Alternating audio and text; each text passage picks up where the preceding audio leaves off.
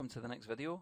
This is I'm going to show you these three sections now. These three can all be applied to audio channels, instrument channels or MIDI channels. These two are for MIDI only. So keep last pretty much does that. If we hit record, sorry, I better record and enable the track first. Okay.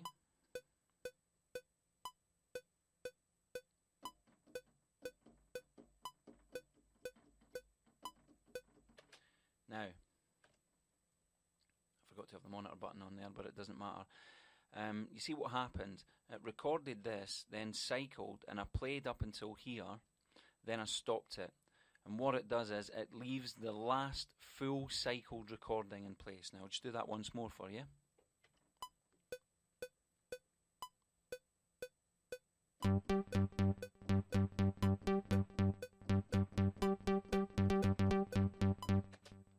As you can see, it completely ignored the half bar that I recorded after the first cycle, and it just left me with this one.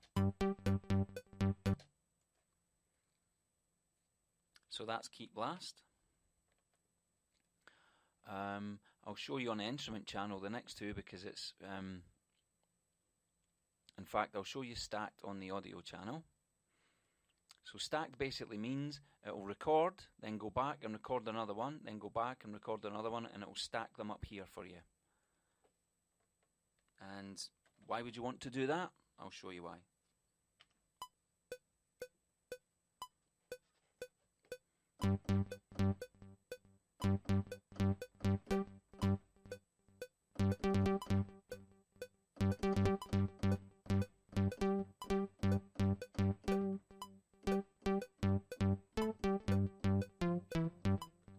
Okay, so I've done 4 there, and as you can see, it's the only the last one's highlighted. So if I press play, take the monitor off, of course, remove the click. Only the last one's recorded now. What this is great for is single playing instruments like the keyboard or a vocalist, because now what I can do is I have 4 takes here. So let me just unmute all 4 of them, just to make it easier. And what I'm going to do now is select the scissors. I'm going to come down here, control, click, control and left click to chop them all up into 16ths. Sorry, my error, alt and left click. Okay, now it's just fooling with me.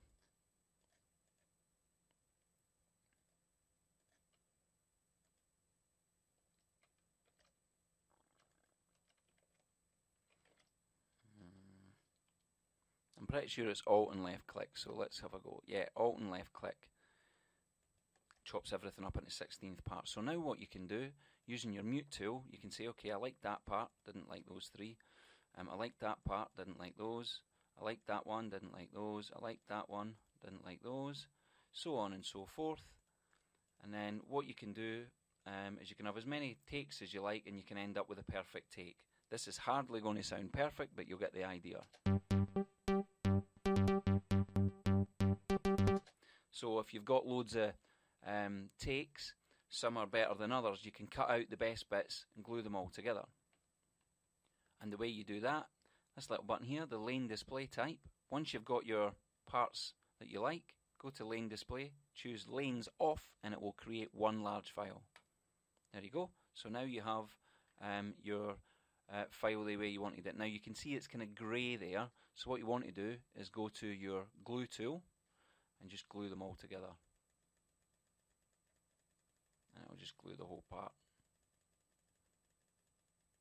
Or at least that's the way I do it anyway.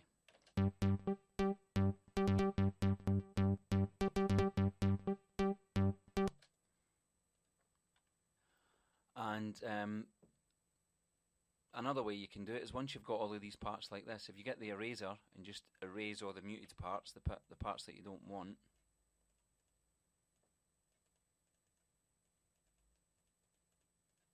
and then turn the lanes off, you end up with a really neat part then. So that's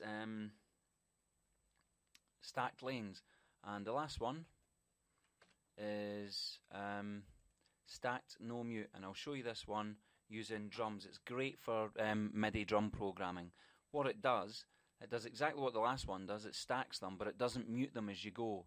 So you will have lanes and lanes of MIDI information played in, and it will constantly, and every time it cycles, you will hear the last part that you played. So it's really good for MIDI drums. So I'll show you that.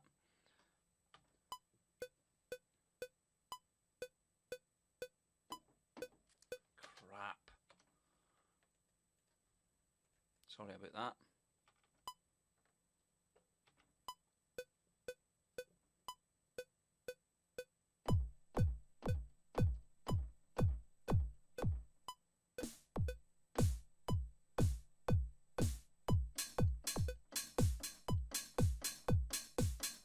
Now, as you can see, it's pretty tricky. However, I've done it deliberately like that because I want to show you something else.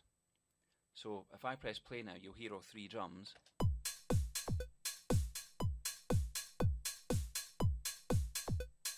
Okay, so it's less than perfect. So we'll delete that again. Now what you can do is when it gets to the end, if you don't want to play, don't play. It will still record. It will still show a stacked track, but it will have nothing on it, and you can delete that later. So you can keep doing it until you get it perfect. So let's give it another go.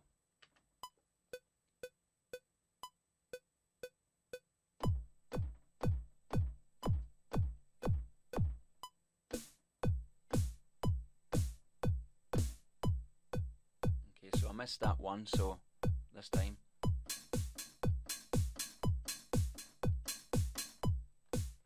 So as you can see, as soon as you press stop, the one with nothing on it's been deleted. So now if I press play, it should sound a bit better, hopefully. Let me just turn the click off.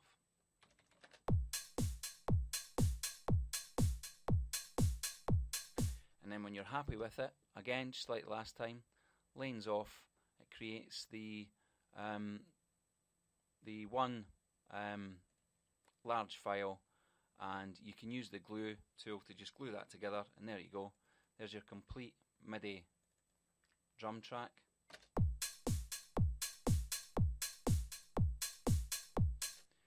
So you can get really creative with that, and it'll just keep going and going and going and going until you run out of ideas, probably. But that's the last on the MIDI recording. Well, the different types of recording. Looped recording, in fact. Okay, so see you in the next video.